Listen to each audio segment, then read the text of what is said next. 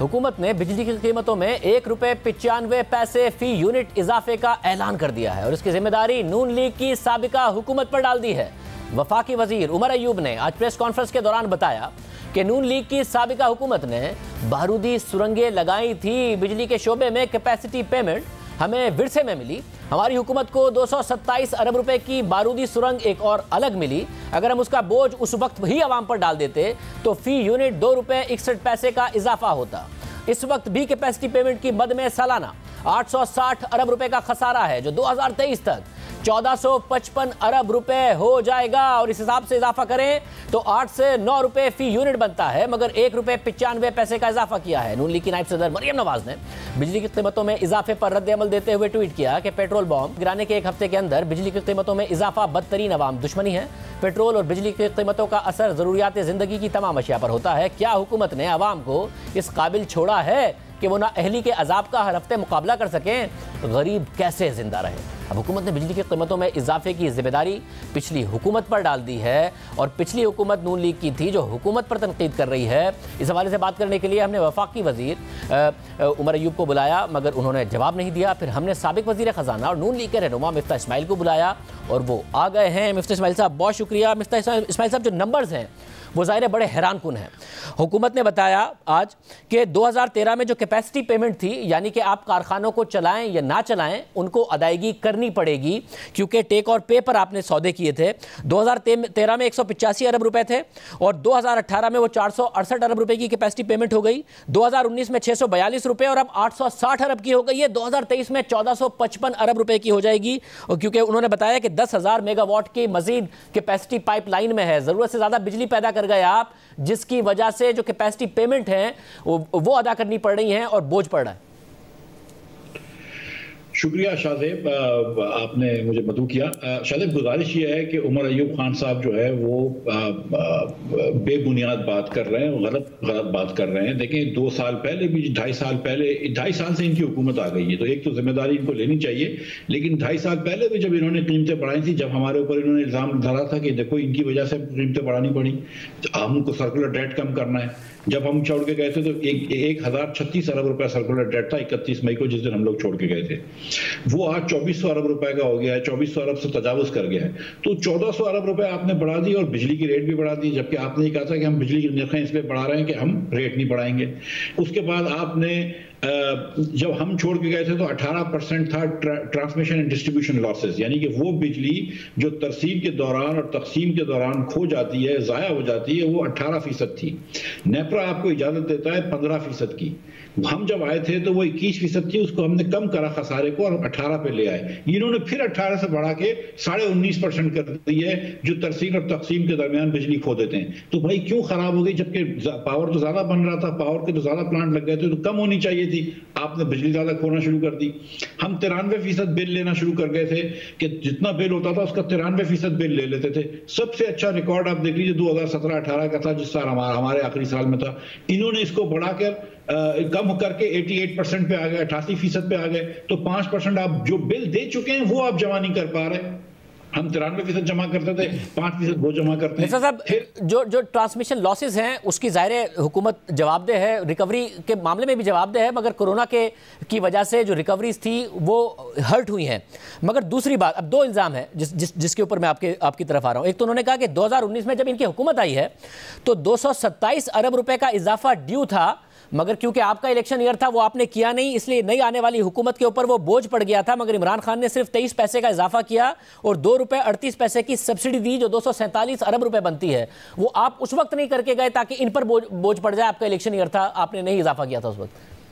देखिए, ये बात भी गलत है। एक तो ये कि मार्च के अंदर हमने प्राइसेस बढ़ाई थी, जितनी प्राइसेस बढ़ी थी उस हिसाब से, लेकिन कोई जबरदस्ती प्राइस बढ़ाने का हमको शौक नहीं था। लेकिन ये जब आए तो देखें, इन्होंने गैस में 144% तजावुज कर दी, प्राइसेस बढ़ा दी, बिजली के अंदर 50% प्राइस बढ़ा दी।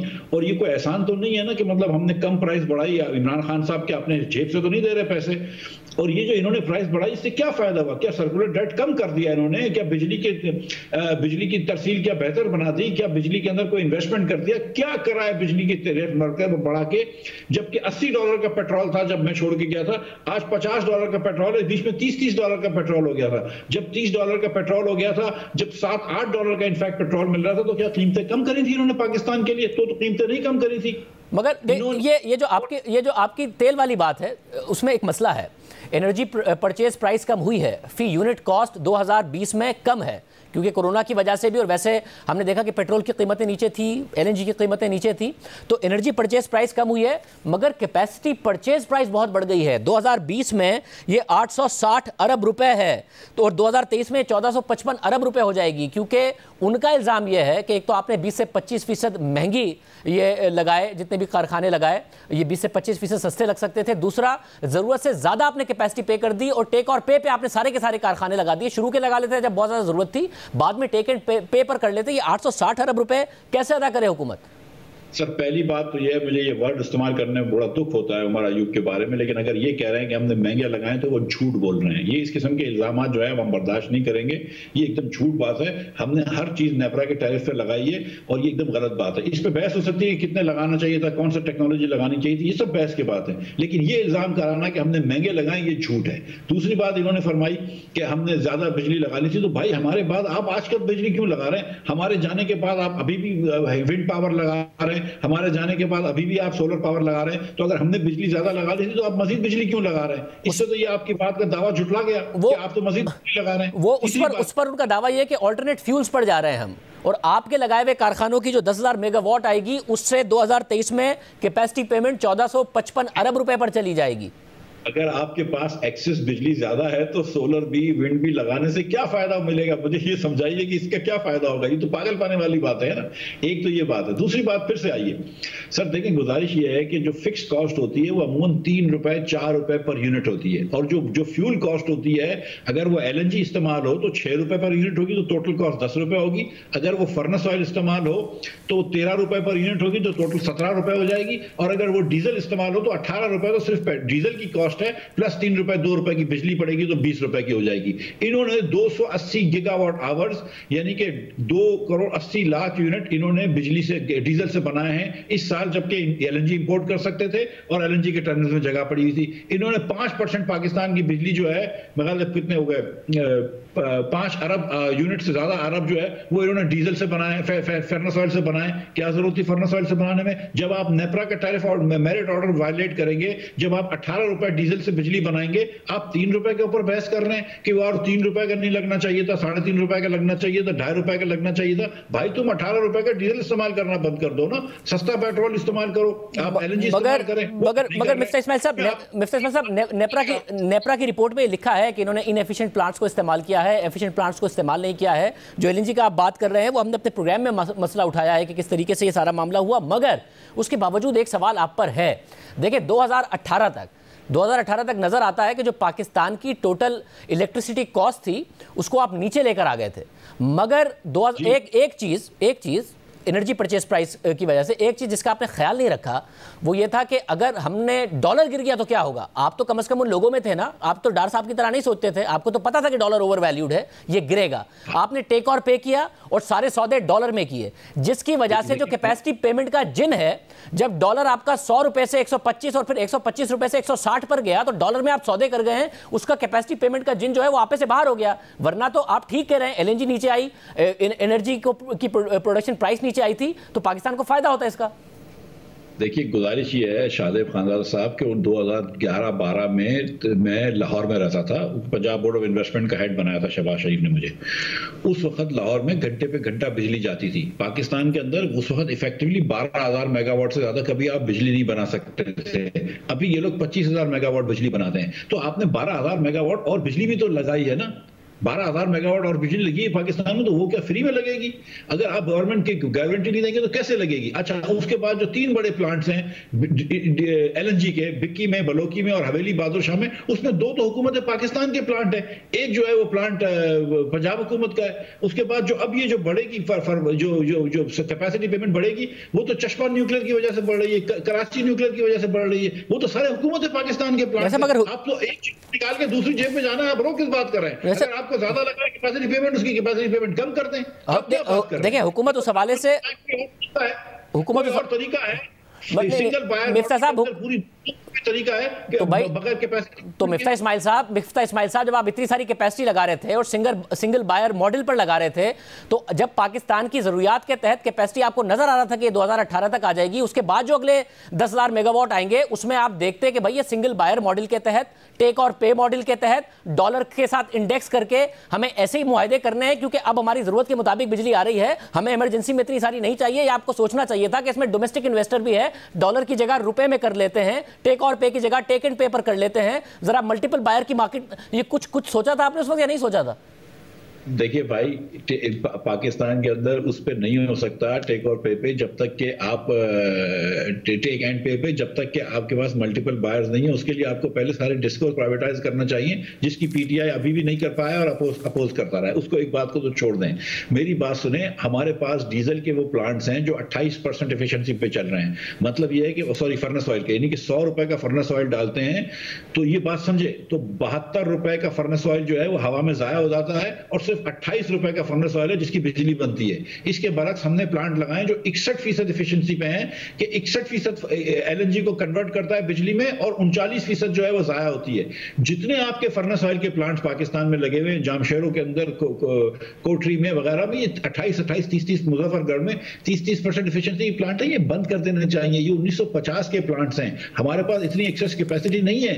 जो इकोनॉमिकली फीजिबल कैपेसिटी है वो एकदम करेक्ट कैपेसिटी है। तो फिर जो इकदामात हुकूमत कर रही है, ₹1.95 को अगर आप मुस्तरद करते हैं तो आप इन चीज़ों को अप्रिशिएट करते हैं कि 50 से ज़्यादा आईपीपीएस के साथ मुआहिदा कर रहे हैं, 800 अरब रुपए बचेंगे। जो हुकूमत के अपने हैं, जो कि बात आप अभी कर रहे थे, उनके साथ भी 25% कट कर रहे हैं, जिसकी वजह से वो कह रहे हैं कि 6,000 अरब रुपए बचेंगे और तकरीबन 1 से 1.5 रुपए का इम्पैक्ट आएगा। जो 1970 से पहले के प्लांट हैं जिनकी तकरीबन 3500 मेगावाट है, उनको डीकमीशन किया जा रहा है, तो 1800 मेगावाट हो गई है। बाकी आने वाले दिनों में भी 1800 मेगावाट हो जाएगी और फिर एक मार्केट बनाने की कोशिश कर रहे हैं ताकि मल्टीपल बायर्स हो, मल्टीपल सप्लायर्स हो, एक सिंगल बायर मॉडल ना हो। ये सारी की सारी चीजों को फिर आप अप्रिशिएट कर रहे हैं जो हुकूमत करने जा रही है? देखिए मेरी बात सुने, 1970 का मतलब है कि 50 साल पुराने प्लांट्स को आप डीकमीशन कर रहे हो, तो प्लांट ही खत्म हो गए हो, तो खत्म कर दें। मैं तो ये कह रहा हूँ कि 1994 के जो प्लांट्स लगे हुए थे फर्नेस ऑयल के, उनको भी खत्म करें। और ये फर्नेस 1994 के प्लांट्स का तो वैसे भी एग्रीमेंट खत्म हो गया है, अब उसको खत्म कर दें प्लांट्स को। उसको आपने क्यों रख के रखा हुआ है? और दूसरी बात ये कि मैं आपसे अभी प्रेडिक्ट कर रहा हूँ, शाहजेब खानजादा साहब, ये आप ये टेप जो असद उमर साहब बार बार कहते थे कि मेरी टेप संभालना, स्टील मिल पे जाके इन्होंने कहा मेरी टेप संभालना, अपने हल्के में जाके कहा मेरी टेप संभालना, बेहतर हो जाएगा। मैं आज कह रहा हूँ ये संभालिएगा। ये ₹1.95 प्राइस बढ़ाएंगे ना, इसके बावजूद भी सर्कुलर डेट कम नहीं कर सकेंगे। सर्कुलर डेट बढ़ता रहेगा। ये इसलिए कर रहे थे ना पिछली मरतबा, कैपेसिटी पेमेंट की वजह से बढ़ेगा या किसी और वजह से बढ़ेगा? सर, जो आदमी डीजल चला रहा हो, जो आदमी फर्नेस ऑयल चला रहा हो, उसको चुप रहना चाहिए, उसको शर्म आनी चाहिए कि तुम मुल्क के पैसे जो है जला रहे हो। जो 6 रुपए के अंदर वेरिएबल कॉस्ट में बिजली बन सकती है, तुम 16 रुपए में वेरिएबल कॉस्ट में बिजली बना रहे हो, 18 रुपए की वेरिएबल कॉस्ट में बिजली बना रहे हो। तुमको चुप रहना चाहिए। तुमको ये नहीं कहना चाहिए अगर हम ये प्लांट नहीं लगाए होते तो आज ये पूरा बंद हो जाए। आज बंद कर दें बिक्की बलो की हवेली बादशाह, दिखाएं पाकिस्तान के अंदर किस तरह बिजली की तरसील होती है। आज भी जो पोर्ट कासिम कराची पे कोयले का प्लांट लगा है और जो दूसरा पंजाब में लगा हुआ है, they making the cheapest electricity in Pakistan. 8 रुपए का यूनिट आज भी आपको दे रहा है, उससे सस्ता कोई यूनिट नहीं लगा। मैं आपकी जो एनर्जी प्रोड्यूसिंग प्राइस है उसको क्वेश्चन ही नहीं कर रहा। और जो आप नेपरा की बात कर रहे हैं वो नेपरा की रिपोर्ट में लिखी हुई है कि इनएफिशिएंट प्लांट्स को चला रहे हैं। मगर जो दूसरे इकदाम ये कर रहे हैं, जैसे कि जो इंडस्ट्री की कैप्टिव पावर प्लांट्स हैं, उनको कह रहे हैं कि जी अब आप ग्रिड के साथ कनेक्ट हो और उनका गैस कनेक्शन खत्म कर रहे हैं, जिनको गैस दी जाती है सब्सिडाइज, कि आपको अगर इलेक्ट्रिसिटी का कनेक्शन मौजूद है तो आपको इलेक्ट्रिसिटी खरीदनी पड़ेगी, वो सब्सिडाइज कर देंगे, मगर गैस हम एफिशिएंट प्लांट्स को देंगे। तो हुकूमत कम से कम कर रही है इस सिमत में इकदाम। सर गुजारिश ये है कि नाच ना जाने आंगन टेढ़ा।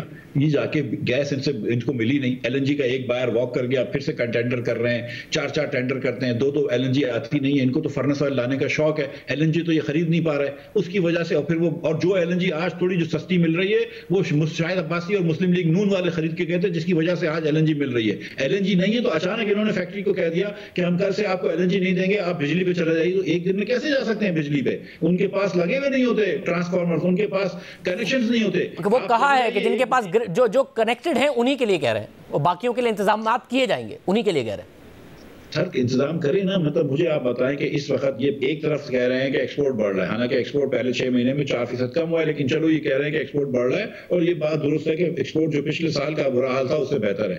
अगर आप इस वक्त मिलों को गैस नहीं देंगे तो वो ऑर्डर कैसे पूरे करेंगे? आपने पहले उनको कहा कि 700 रुपए की गैस देंगे, फिर आपने कहा 900 रुपए की गैस देंगे, आप सिंध में 1000 रुपए के ऊपर की गैस दे रहे हैं और उसके बाद आप बोल रहे हैं आप हम गैस नहीं देंगे। अब आप बिजली खरीद लें, बिजली के अंदर वो फिक्स चार्जेस लेते हैं आपसे 20-20, 25-25 लाख रुपए के, वो कहां से आप देंगे? फिर आप बिजली की लोड शेडिंग करते हैं। मतलब आप ये क्या तमाशा लगा के रखा है? एक दिन आपने अचानक आपको क्योंकि आप गैस नहीं खरीद सके इसलिए आपने कहा हम गैस नहीं देंगे। ये हुकूमत की पॉलिसी अब क्यों आई है? ये 15 दिन पहले क्यों नहीं आई है? और 15-15 दिन के अंदर ये समझते हैं कि पूरी मिल वाले जो है वो अपनी सेटअप चेंज कर देंगे। जिसका जनरेटर चल रहा है, जिससे वो हीट रिकवरी कर रहा है, मैं आपको एग्जांपल देता हूं, एक आदमी हीट रिकवरी करता है, उससे एसी चलाता है, उसको अगर आपने गैस नहीं दी, उसको बोल रहा तुम बिजली पे चले जाओ, तो वो एयर कंडीशन कैसे चलाएगा? उसके पास तो वो स्टीम से चलने वाला एयर कंडीशनर है। मतलब ये अजीब बातें कर रहे हैं, इनको समझ नहीं आती है कि किस तरह मिलें चलती हैं, इनको समझ नहीं आती है कि किस तरह इंडस्ट्री चल रही है। तभी तो ये आपके देखें ना, जब से खान साहब आए आपकी मैन्युफैक्चरिंग कम हो गई है, जब से खान साहब आए इन्होंने 1 रुपया टैक्स नहीं बढ़ाया, जब से खान साहब आए एक्सपोर्ट कम हो गई है पाकिस्तान की, जब से खान साहब आए सिर्फ गुर्बत बढ़ गई है पाकिस्तान में। क्यों इन्फ्लेशन बढ़ गया? बहुत शुक्रिया मिफ्ता इस्माइल साहब हमारे साथ मौजूद